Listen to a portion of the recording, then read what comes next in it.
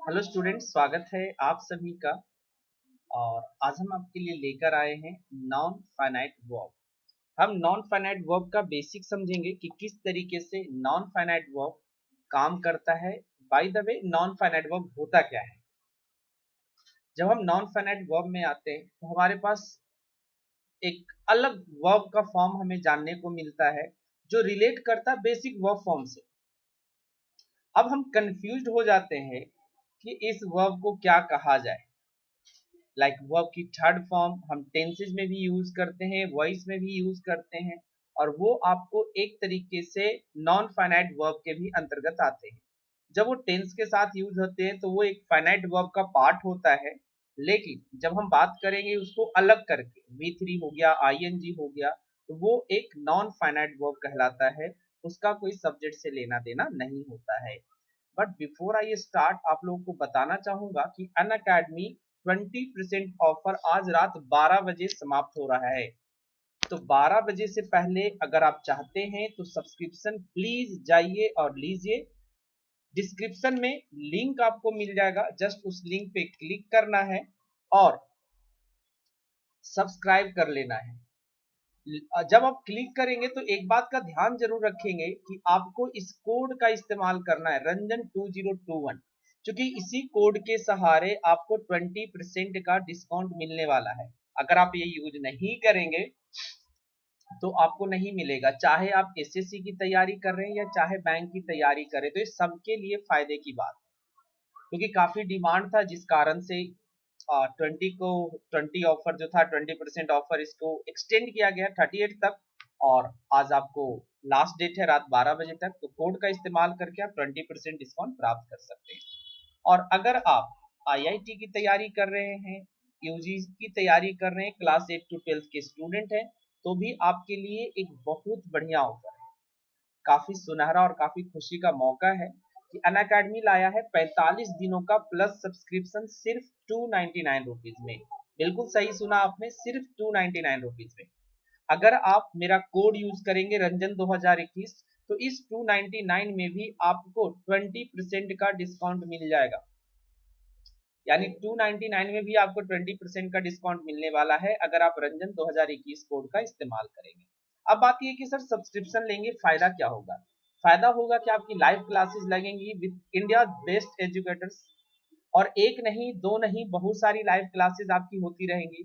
Interactive live class होंगी, यानी आप एडुकेटर से बात कर सकते हैं कि हाँ सर, जो भी आपके डाउट्स हो लाइव क्लास में पूछ सकते हैं, जैसे हम ऑफलाइन क्लासेज में करते हैं। 24/7 डाउट सॉल्विंग का सेशन है, पर्सनलाइज्ड एकेडमिक काउंसलिंग है, और लॉट्स ऑफ लाइव टेस्ट और क्विज है, जिससे आप अपने एग्जिस्टिंग प्रिपरेशन को टेस्ट कर सकते हैं। स्ट्रक्चर कोर्स है आपके लिए, स्ट्रक्चर लर्निंग के लिए आपका स्ट्रक्चर कोर्स तैयार किया गया है। PDF आपके रिवीजन पर्पस के लिए दिया गया है, तो इससे बेहतर मौका नहीं मिलेगा सब्सक्रिप्शन लेने का। तो आज ही जाइए और ज्यादा सोचिए मत। डिस्क्रिप्शन में, वीडियो के डिस्क्रिप्शन में आपको लिंक मिल जाएगा। मेरे कोड का इस्तेमाल करते हुए आप जस्ट सब्सक्रिप्शन लीजिए और आपको 20% का डिस्काउंट मिल जाएगा रात 12 बजे। ध्यान रखेंगे, आज आखिरी है रात को 12 बजे।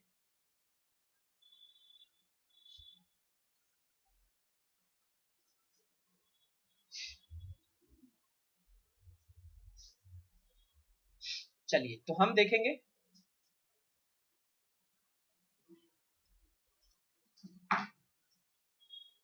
वेबसाइट पे आप लोग एक बार विजिट करके जरूर देखिए, आपके लिए बेनिफिशियल होगा। अगर होगा तो आप डेली विजिट कर सकते हैं। नॉन फाइनाइट वर्ब, जब हम डायरेक्ट बात करते हैं नॉन फाइनाइट वर्ब की, तो हमारे मन में एक आइडिया ये भी लगता है कि नॉन फाइनाइट है तो कोई फाइनाइट वर्ब भी होगा। तो बिल्कुल होता है कि अगर आप किसी वर्ब के बारे में बात करते हैं तो वर्ब दो तरीके का होता है, एक होता है फाइनाइट वर्ब और एक होता है non finite verb.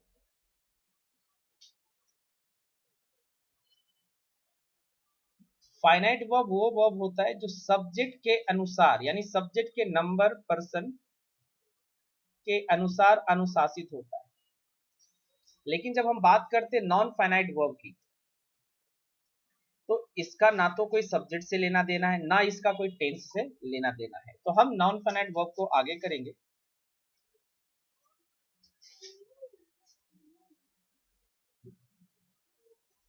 Non finite verb, basically ये आपके तीन तरीके का होता है। एक होता है इन्फिनेटिव,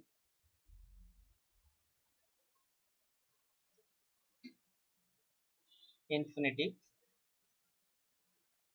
दूसरा होता है आपका जेरंड।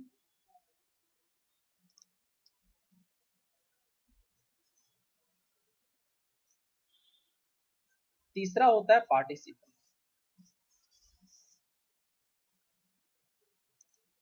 पार्टिसिपल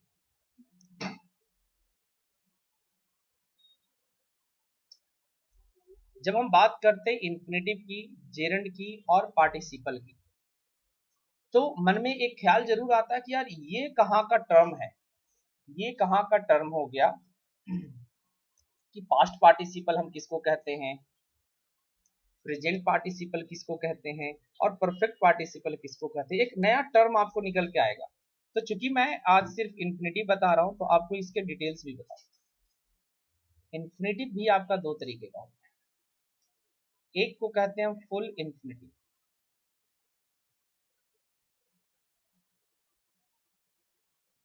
और एक को कहते हैं बेयर इन्फिनेटिव।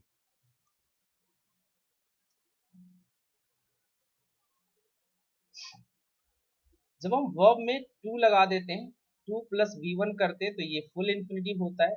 और जब इससे टू हटा देते हैं तो सिर्फ वो MB1 बचता है, इसको हम बेयर इन्फिनेटिव कहते हैं। लेकिन ध्यान रखेंगे कि ये एक ही फॉर्म है, कभी आप इसमें एस और एस मत लगा दीजिएगा। ये जैसा भी सब्जेक्ट होगा सभी के साथ MB1 ही आएगा।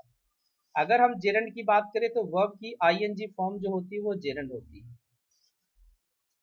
पार्टिसिपल को बताने से पहले मैं थोड़ा सा वीडियो ऑफ कर लेता हूँ, जिससे आपको पूरा स्पेस वहां पर मिल जाए।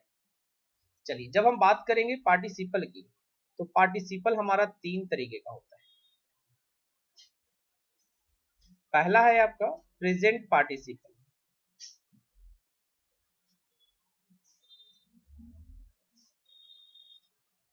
ये वर्ब की ING फॉर्म होती है।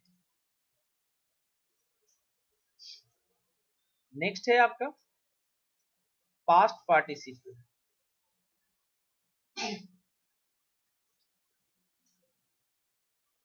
नंबर फोर है आपका, सॉरी नंबर थर्ड है आपका परफेक्ट पार्टिसिपल।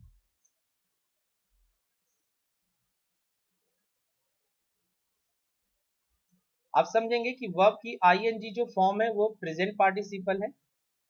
वर्ब की जो थर्ड फॉर्म है वो आपकी पास्ट पार्टिसिपल है। और वर्ब की हैविंग प्लस V3 जो है ये आपका परफेक्ट पार्टिसिपल है। तो आप जरा समझेंगे कि जो जेरंड का एक फॉर्म है ING और प्रेजेंट पार्टिसिपल का एक फॉर्म है ING, तो इसमें कंफ्यूज नहीं होना है। जरा समझेंगे कि जो जेरंड होता है वो नाउन के बराबर होता है, और पार्टिसिपल जो है वो आपके एडजेक्टिव के बराबर है।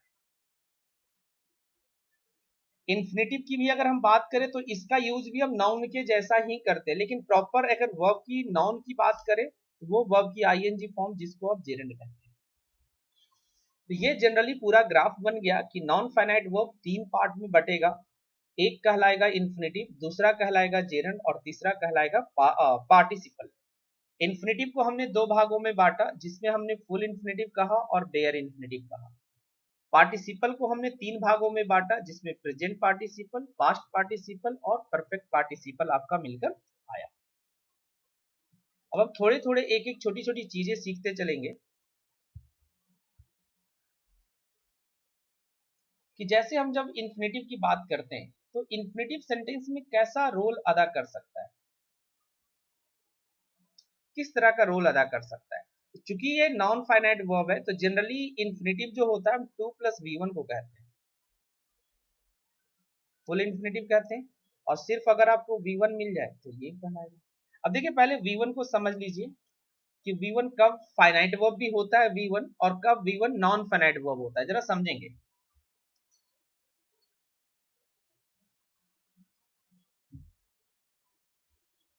She wants to go there।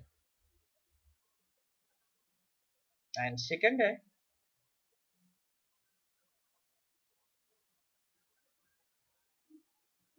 I can beat you।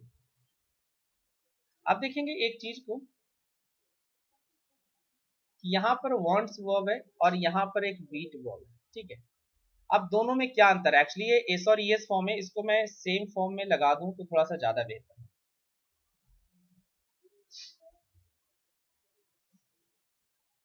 I want, I want to go there, ठीक है। अब चलिए, आई कैन बीट यू। अब दो सेंटेंसेज हम देख रहे हैं कि दोनों में वी वन फॉर्म है। अगर हम बाय द वे कहें तो ये भी वी वन है, ए भी वी वन है, लेकिन क्या दोनों फाइनाइट वर्ब है या दोनों नॉन फाइनाइट वर्ब है, कैसे पता चलेगा? तो इस चीज को समझने के लिए आपको करना क्या है कि छोटा सा आपको बस ट्रिक अपनाना है। आपको करना है कि आई सब्जेक्ट जो है, यानी सब्जेक्ट को आप चेंज कर दीजिए। मान लीजिए हमने सब्जेक्ट किया शी, अब शी के साथ क्या वांट लिखेंगे या वांट्स लिखेंगे? तो लिखना पड़ेगा वांट्स, आगे एज इट इज जाएगा। यहां भी आप यही काम कीजिए, आई को आप चेंज कर दीजिए शी में, शी कैन बीट यू। तो आप ये चीज गौर करेंगे कि जब हमने यहां सब्जेक्ट चेंज किया तो ये वर्ब अपने आप को चेंज कर लिया, यानी ये आपका फाइनाइट वर्ब है। और यहां पर देखिए कि सब्जेक्ट के चेंज होने के बावजूद इस पे कोई असर नहीं हुआ है। अगर असर नहीं हुआ तो ये आपका नॉन फाइनाइट वर्ब, यानी कि ये जो V1 फॉर्म है ये दोनों तरीके से हो जाता है, ये फाइनाइट में भी चला जाता है, नॉन फाइनाइट में भी चला जाता है। तो नॉन फाइनाइट में तब होगा जब आप इसको पता करेंगे सब्जेक्ट चेंज करके। तब आगे से जब भी किसी वर्ब का फाइनाइट या नॉन फाइनाइट चेक करना हो कि ये फाइनाइट वर्ब है या नॉन फाइनाइट वर्ब है, यानी इन्फिनेटिव का V1 है या टेंस वाला V1 है आपका, तो आप कैसे इसको पता करेंगे? आपको जस्ट सब्जेक्ट चेक करके कर लेना है। अब आते दूसरी बात करेंगे यहाँ पर टू गो। देखिए टू गो को जब आप देखें यहाँ पर तो वांट तो वर्ब आपका फाइनाइट हो गया, लेकिन टू गो का असर नहीं हुआ, शी आने पे भी टू गो पे असर नहीं हुआ, तो ये आपका नॉन फाइनाइट वर्ब हो गया। नॉन फाइनाइट वर्ब हो गया। तो आई होप इन्फिनेटिव आप निकाल पाएंगे, पता कर पाएंगे कि इन्फिनेटिव दोनों तरीके से कैसे होता है। आपका V1 वाला भी इन्फिनेटिव कहलाता है जिसको बेयर इन्फिनेटिव कहते हैं, और 2 प्लस V1 को भी हम इन्फिनेटिव कहते हैं जिसको हम फुल इन्फिनेटिव कहते हैं। अब चलिए बात करते हैं जेरेंड की।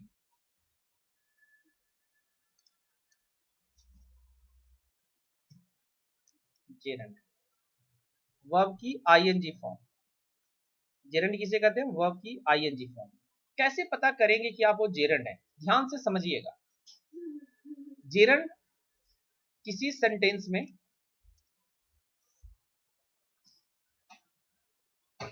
सब्जेक्ट का काम कर सकता है या ऑब्जेक्ट का काम कर सकता है। तो सेंटेंस में यानी वर्ब की आईएनजी फॉर्म जब आपको दिखे कि ये सब्जेक्ट के जगह पर है कि ऑब्जेक्ट के जगह पर है, अगर इन दोनों जगह पर आपको आईएनजी दिखता है तो वो प्रेजेंट पार्टिसिपल नहीं होगा, क्योंकि प्रेजेंट पार्टिसिपल भी वर्ब की आईएनजी फॉर्म होती है। ये होगा जेरंड। जरा देखिए एग्जांपल से,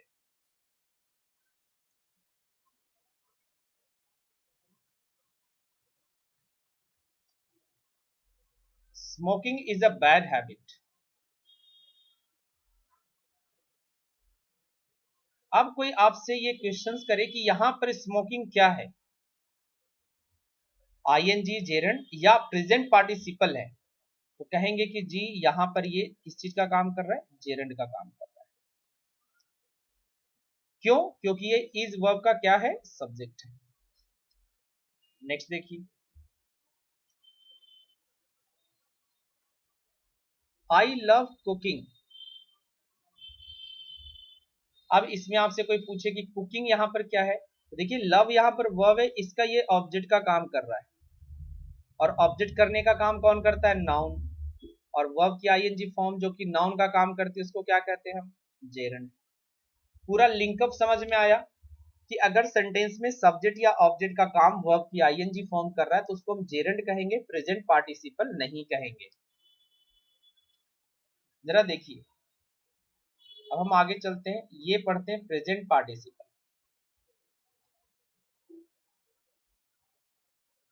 ये किसके इक्वल होता है? ये इक्वल होता है एडजेक्टिव के।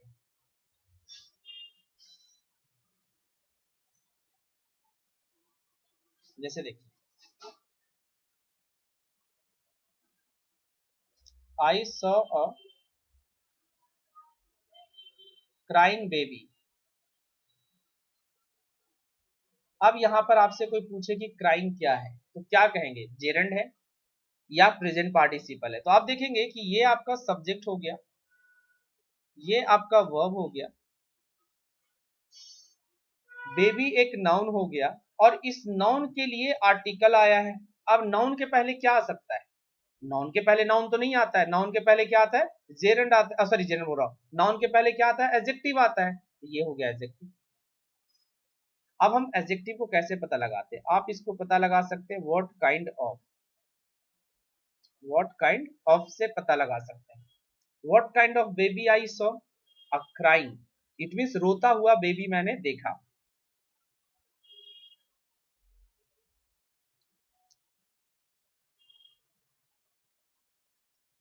अब बर्निंग ट्रेन, सिंपल मैंने इतना लिखा सिर्फ। अब बर्निंग ट्रेन, अब यहां पर बर्निंग क्या है, तो देखेंगे कि ये ट्रेन है और ये ट्रेन एक नाउन है, और इस ट्रेन को क्वालिफाई कौन कर रहा है, burning.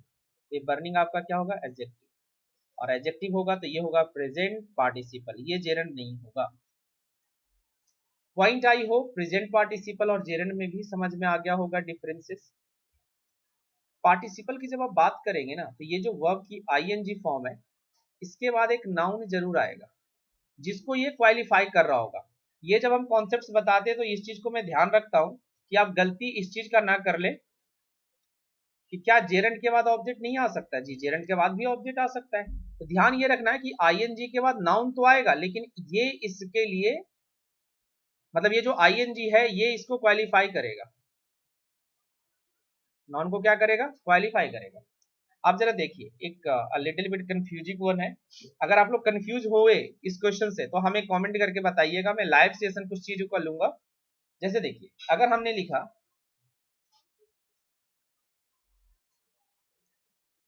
Playing cricket is my hobby,